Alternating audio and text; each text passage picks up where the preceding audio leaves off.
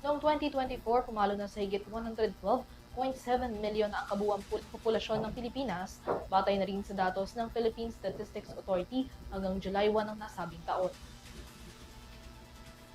Sa inaasahang mas tumaas pang populasyon sa bansa, 9.2 milyon dito ang ikinokonsidera ang kanilang mga sarili bilang mahirap. Batay sa first quarter survey ng Okta Research, 35% ng mga Filipino households ang ikinaklasipika ang kanilang mga sarili bilang mahirap, bahagyang mas mababa kumpara sa 37% na tala noong katapusan ng 2025. Ayon sa Okta, ang pagbabang ito ay maaaring nagpapakita ng bahagyang improvement sa economic conditions sa bansa, ngunit halos wala pa rin naman daw itong pinagbago.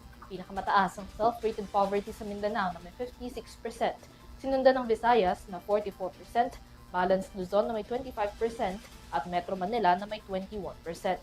24% naman ang ikinokonsidera ang kanilang mga sarili bilang not poor, habang 41% naman ang nasa gitna lamang.